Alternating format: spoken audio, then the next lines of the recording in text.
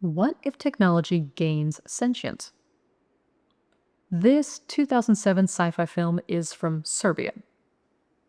The title in the original Serbian I'll put in text here and in the captions. The Romanized title is Technotise Edit Ija, and the English translation is Technotise Edit and I. I've had this film on my to watch list for a while. I finally did so, and yeah, I want to talk about it. The main character, Edit Stefanovic, is a college student whose focus is psychology. The film starts with her failing an important psychology exam for the 6th time. Her boyfriend, Bojan, is unsympathetic and is mostly put out that her mood after failing means she's uninterested in sex. The rest of her friends are mildly sympathetic to pretty apathetic to her latest test results. They're all still better than her mom, who is brutal and tearing her apart over this latest academic stumble. Around her college classes, Edith has landed a job with Tedder, a company that deals with social and scientific research. Edith was hired by someone at Tedder that she calls Professor. He's clearly high up and is making pivotal decisions about what the company does. Either way, she's been hired to spend time with Abel Mustafov, either a previous employee or still employed at Tedder. Abel is a mathematical genius, but he's nonverbal and doesn't interact with anybody. Edith was hired in the hopes that her psychology background will help with connecting to him. Apparently, it was also openly stated that her being pretty was a component to being hired. They seem to think that having her looks on top of interpersonal skills might facilitate more. Edith isn't having any success with Abel, but she's happy to just share her day-to-day with him and get paid to do it. After this most recent exam fail, Edith is desperate to figure out how to pass. One of her friends, Herb, deals with some shady merchandise. She finds out she can pay him to get a chip of stolen military tech implanted in her. This chip is capable of recording everything Edith sees, so it's a perfect assist so that she can breeze through her exam. After getting the chip implanted, she goes to spend more time with Abel. Abel finally speaks, but only to warn her about a phone call, which comes through a few seconds later. When Edith speaks with the professor to let him know that Abel finally spoke, she also asks to be let in on what is going on that Abel seems to have future knowledge. The professor brings Edith to a secured inner part of Tedder's research facility, this vast room that is filled in the center with unknown tech. He cautions Edith that this research is a state secret and shares that Abel was instrumental in its development. Abel was working on universal theory research, investigating interconnectedness of all of the energies found on Earth. The professor shares that people have been looking for a unified formula for centuries, trying to understand or access this all-encompassing energy. It would effectively be a direct line to God or to whatever force is universal across all existence. Abel is believed to have cracked it and figured out the formula. Unfortunately, in discovering such fundamental truths about life and the universe, Abel was impacted and mentally retreated. Other employees at Tedder have been examining Abel's notes, and they believe they've reconstructed the formula and set up a graph to represent it. As far as anyone working on Abel's notes can tell, the formula is complete, but no one knows how to work it. When computers are set to run and examine the formula, something peculiar happens every time. After being exposed to the formula, every computing device becomes self-aware, alive, and then shuts down. This is why Edit was hired. Tedder is desperate to be able to communicate with Abel and figure out how to access this formula. Abel seems to have future knowledge because his brain has comprehended the formula and it has altered his own awareness of energy, including the flow of time. The professor brings Edith further into the facility to show her the graph, perhaps as a way to further her own perception of the problems with communicating with Abel. He is startled, however, when he sees Edith clearly taking in the graph and being affected by it, to the point of tears and overloading mentally. While Edith continues with her life, school and friends and meeting with Abel, other elements start creeping in. She sees tech pop up in her periphery, but after staring straight on, it's not there. She starts to eat iron supplements like they're candy. Edith is taking it all in stride, but her friends are concerned. Tedder is also monitoring secretly, and they know more than they're sharing. Okay, going any further would spoil the rest of the film. We're going to leave it there. As far as a category, Technotise is in the vein of drama thriller. There is some comic elements as well at times. They have a little bit of fun with the absurd. Edit is being swept up in secretive research and goals with no idea of what she's truly getting involved with.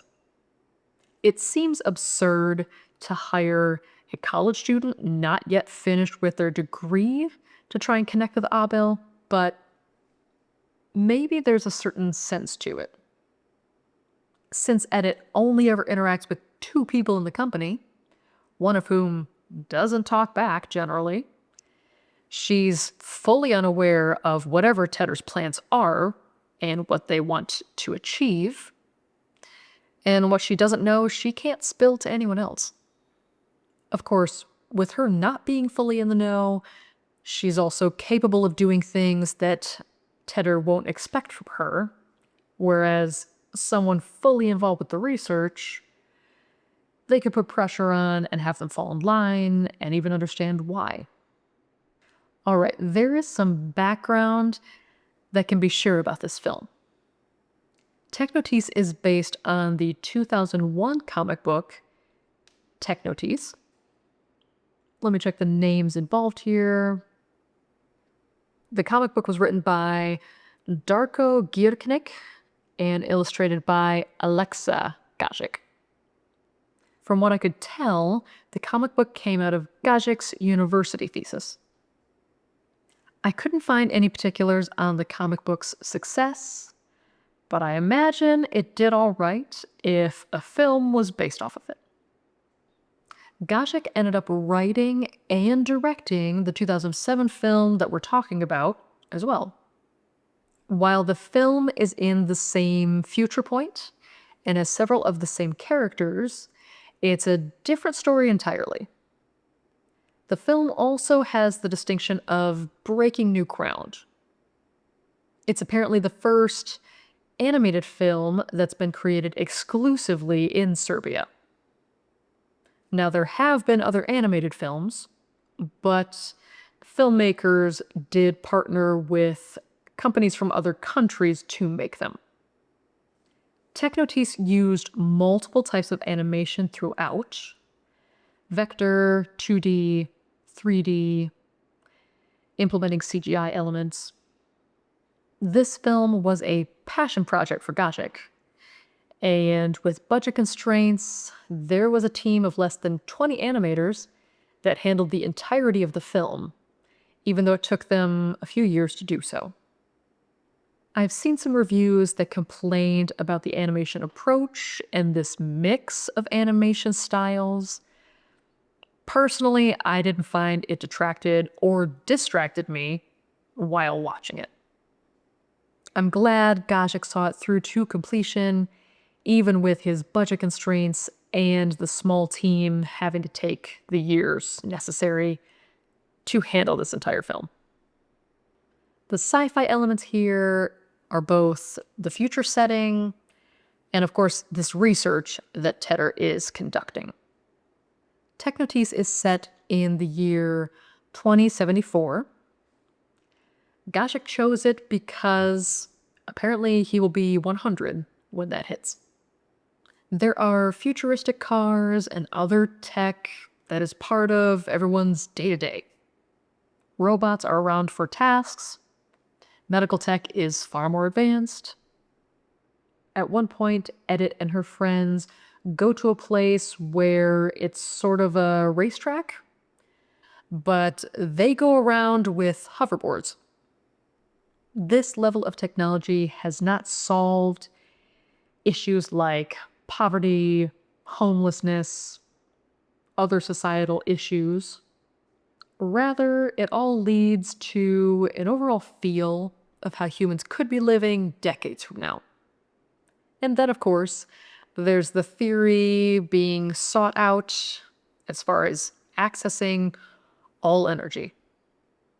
The way the theory is laid out, it's left pretty vague. Still, the possibilities of accessing such a force in the universe are limitless. It's no wonder the Tedder is anxious to communicate with the one person who has actually had success. Technotise was an intriguing watch for me. There's some fascinating areas to ponder over.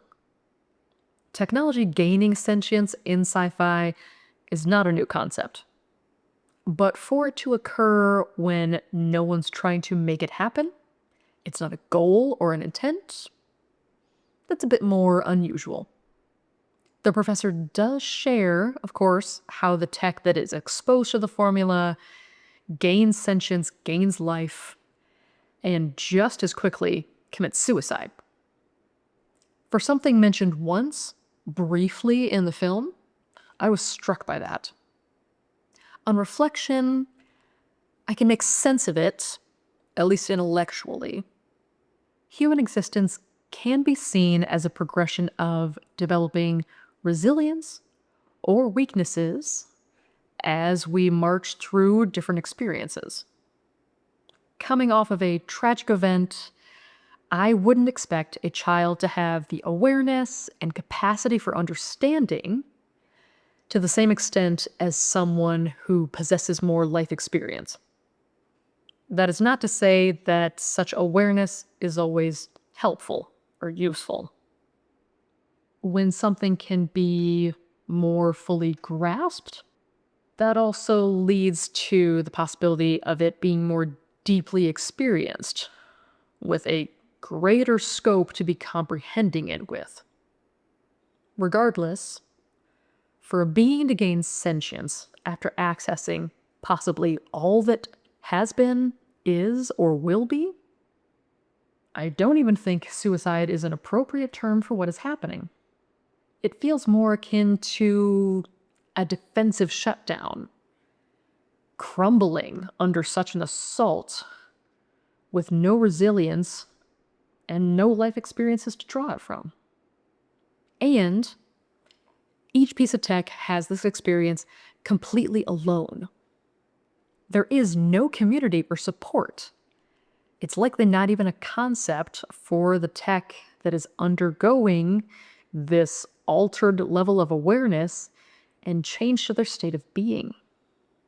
There's something tragic and vile in Tedder continuing to subject tech to this experience until whatever point they reached where they decided they weren't getting anything useful out of it. Not valuing new life in this fashion is pretty common in sci-fi, but it's still heartbreaking.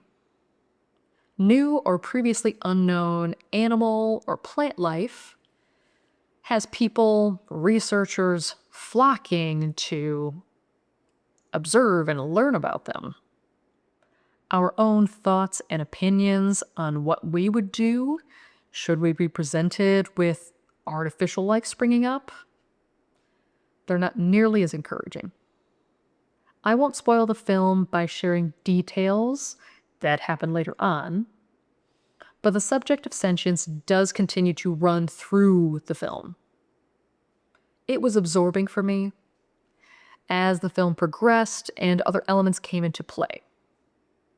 We, as humans, categorize to allow us to better define knowledge and place it in contrast to other knowledge.